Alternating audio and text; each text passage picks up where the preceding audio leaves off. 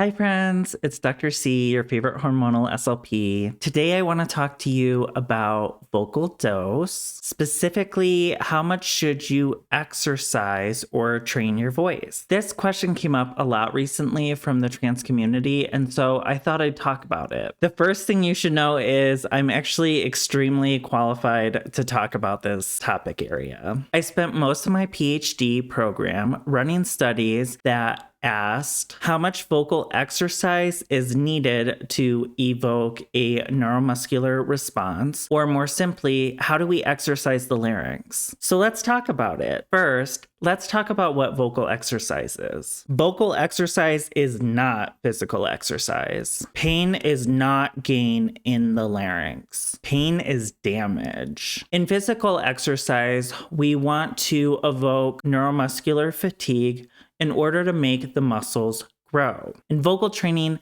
vocal fatigue is not desired. In fact, we should generally avoid it. Basic science studies that were conducted by really smart people have shown that vocal training is kind of a low intensity endurance training. Think of it as a brisk walk. It has also been shown that neuromuscular responses take a longer time in the larynx. For example, the neuromuscular junction adapts to physical exercise in just 3 weeks, but takes up to 8 weeks in the larynx. So what does this all mean? Vocal training is gentle exercise that's more about calibrating the system than it is about taxing the system. Therefore, it's better to practice a little bit every day than it is to have block practice once a week. Generally speaking, we should avoid training our voice to the point of vocal fatigue. And it takes a lot longer for us to train the muscles of the larynx, approximately 2 months. So we should give ourselves grace with the timing of our vocal training. It's going to be a journey. So let's now talk about vocal dose. How often should I train my voice? I'm going to give you every educator's favorite saying. It depends. Okay, but depends on what? We need to ask ourselves 3 questions. First, is our voice healthy? Second, do I over or underuse my voice currently? Third, do I use my trained or untrained voice for most of the day? Think of your voice as a musical instrument. It can't be damaged to produce a clear sound. So if your voice isn't healthy, that's a great place to start. So how do we keep our voices healthy? Here's a couple of things to consider. Stop any vocal irritating behaviors. Screaming, shouting, projecting your voice over noise, whispering, smoking, vaping, drinking alcohol, and coughing and throat clearing are all vocally irritating behaviors. I do know a few trans-masc individuals who purposely engage in vocally irritating behaviors in order for them to produce a more husky-sounding voice. Please don't do this. Vocal training can accomplish the same or similar vocal qualities without the irritation. Drink water. At least 48 ounces of water is a great place to start, but it's not a finish line. I'm looking at you, Gen Z.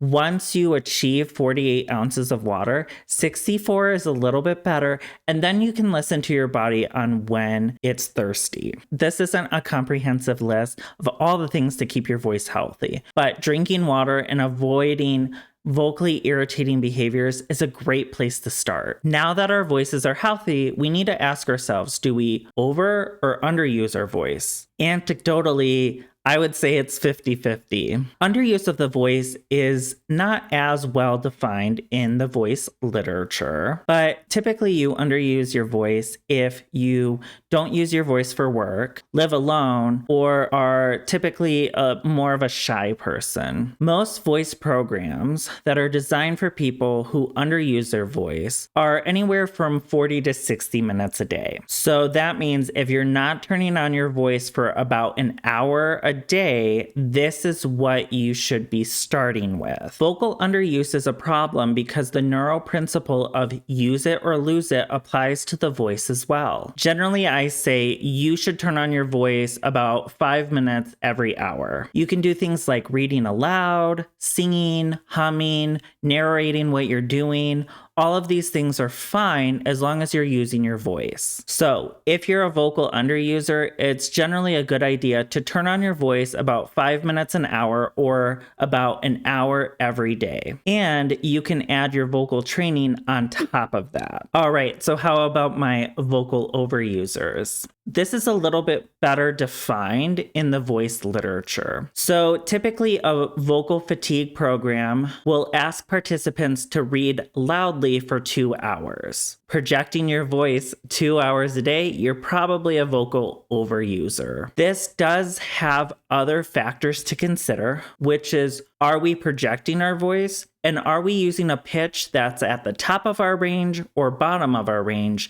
That'll also affect if your voice is more easily fatigued or not. Typically, if you're at the top of your range or the bottom of your range in terms of pitch, your voice is going to fatigue a lot faster. Certain jobs automatically place you at risk for developing hyperfunctional voice problems, or simply you're overusing your voice. Teachers and singers are common examples of people who typically overuse their voice and are at higher risk for developing a voice problem. 1 in 2 teachers will have a voice problem within their lifetime, and 1 in 5 will have a chronic voice problem lasting longer than 4 weeks within their lifetime. This means that if you are a vocal overuser, you should be a little bit more cautious about overtraining your voice and overusing your voice. For people who overuse their voice, it's best to incorporate your trained voice into your daily routines. This could be using your trained voice to talk to your loved one, spouse,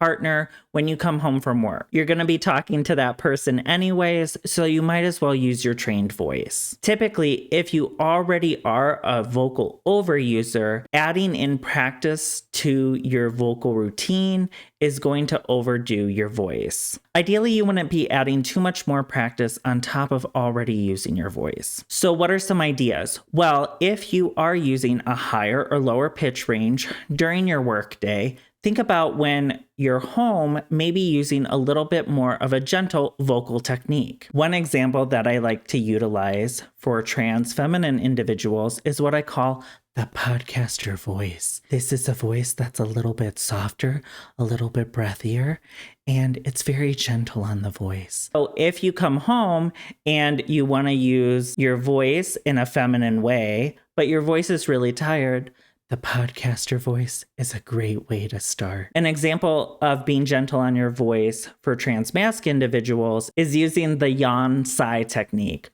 That creates a lower kind of sounding voice, but my larynx is in a low position. It's nice and relaxed. I'm not using a lot of tension or force, but my voice is relaxed. These are great techniques to use at home. Finally, ask yourself, am I using my trained or untrained voice most of the time? When I say trained voice, I mean the voice that better aligns with your gender identity and expression. In general, your trained voice is probably going to fatigue faster than your untrained voice because your trained voice requires more work. So ideally, you would be slowly ramping up your trained voice use. You can't go from couch potato to marathon runner in one day. Similarly, you can't use your trained voice 0 minutes a day and expect to use it 6 hours a day without any vocal fatigue. Sometimes this requires us to compromise a little bit with how we use our voice, but it's important to not overdo it right at the beginning. So, what are the takeaways? Voice exercise is not physical exercise. We should avoid fatigue and be gentle with our voice use. Also, expect for the results to take longer than physical exercise. If you underuse your voice, start by turning on your voice a little bit every day. This could be